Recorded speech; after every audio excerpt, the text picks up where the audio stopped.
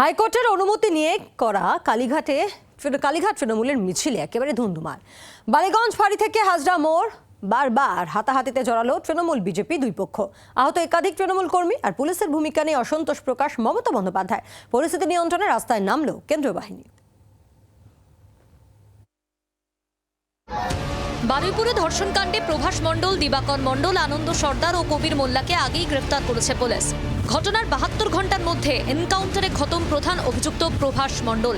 রাজ্য প্রশাসনের এই তৎপরতায় খুশি সব মহল, কিন্তু স্বভাবসিদ্ধ ভঙ্গিমাতেই খোলা জলে রাজনীতি করতে নেমে পড়েছেন মমতা বন্দ্যোপাধ্যায়। তবে দিনের শেষে তা কার্যত ফ্লপই হলো।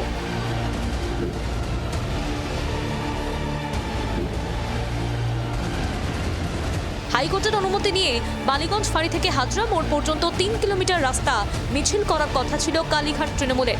দুপুর 2:30 নাগাদ মিছিল শুরু হয় বালিগঞ্জ ফাঁড়ি থেকে। মিছিল ঘিরে সংঘাত বাঁধবে তার আঁচ পাওয়া যায় শুরুতে। বালিগঞ্জ ফাঁড়ি থেকে হরিশ চ্যাটার্জি পর্যন্ত মাইকে বাজতে থাকে ফাইল চোর মমতা গান।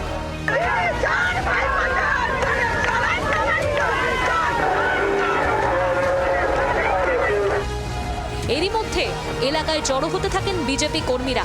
মিছিল শুরু হতেই বেঁধে যায় ধস্তাধস্তি। তৃণমূল নেতা কর্মীদের উদ্দেশ্যে চোর স্লোগান দিতে থাকেন বিজেপি কর্মীরা। মিছিল এগোতে থাকলে বারবার দুপক্ষের হাতাহাতি বাঁধে। শেষমেশ মোতায়েন করা হয় কেন্দ্রীয় বাহিনী। পরিস্থিতি সামলাতে লাঠি চালাতে হয় বাহিনীকে। বিজেপি কর্মীরা একেবারে তৃণমূল কর্মীদের লক্ষ্য করে ইট ছড়ে ডিম ছুঁড়ে মারে, এমনকি মারধর পর্যন্ত করা হয় বলে অভিযোগ। পাল্টা অভিযোগ বিজেপি কর্মীদের যে তৃণমূল কর্মীরা আন্দোলনের নামে, প্রতিবাদের নামে তারা হুজ্জতি করে রাস্তায়, এই অভিযোগ। দুপক্ষের হাতাহাতিতে তাদের বেশ কয়েকজন কর্মী সমর্থক আহত হন বলে দাবি কালীঘাট তৃণমূলের। মিছিল শেষে তৃণমূল কর্মীরা মমতার বাড়ির সামনে জমায়েত করেন। আহত ও অসুস্থদের হাসপাতালে পাঠানোর ব্যবস্থা করেন মমতা। ভিড়ের মধ্যে মমতা বন্দ্যোপাধ্যায়ের বাড়ি থেকে অসুস্থদের বের করার সময় ফের বিশৃঙ্খল পরিস্থিতি তৈরি হয়। মেজাজ হারান নেত্রী এক দলীয় কর্মীকে সপাটে চড় মারেন।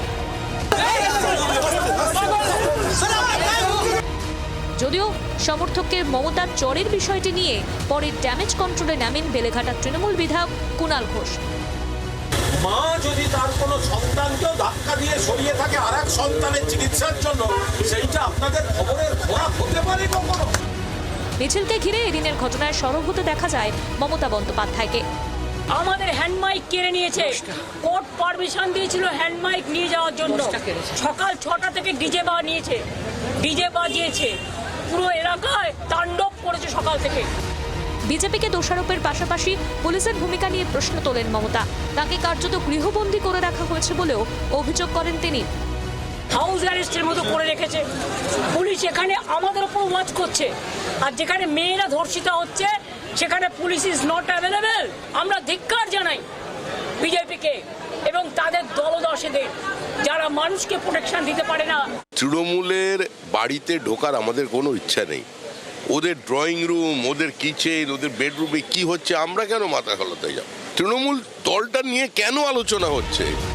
মমতা বন্দ্যোপাধ্যায় জানিয়েছেন বুধবারের ঘটনা নিয়ে আদালতে যাবেন তিনি।